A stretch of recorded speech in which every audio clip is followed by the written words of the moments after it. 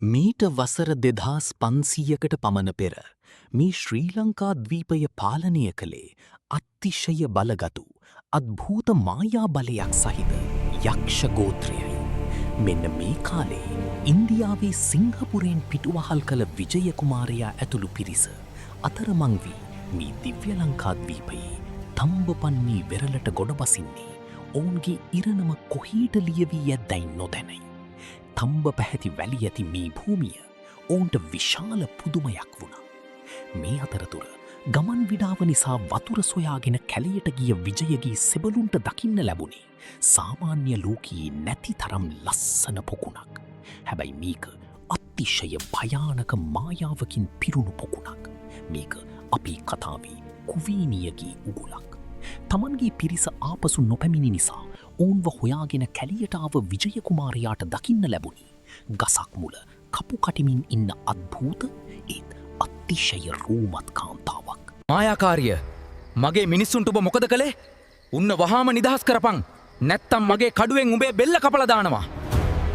මේ වෙලාවේ තමන්ට මරණය පෙනිපිනි තිබුණත් කුවේනිය විජය කුමාරයාගේ පෞරුෂයට සහ රූපයට වශී වුණා. මරණය වෙනුවට ඇය ඔහුට තම ආදරයත් ඒ එක්කම තමන්ගේම යක්ෂ ජාතිය පාවාදීම තෝරාගත්තා.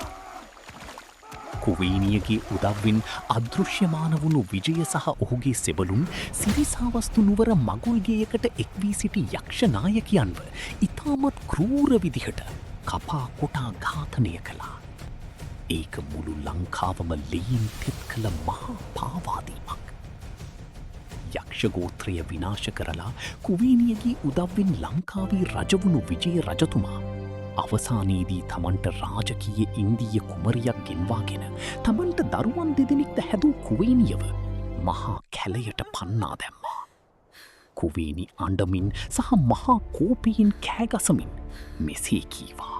මගේ ජාතිය මරාගෙන මගේ දරුවොත් එක්ක මාව මහ කැලේට විසිකරපු තොපිට කවදාවත් හරියන්නේ නෑ. යන්නේ නෑ. කවදාවත් හරියන්නේ නෑ.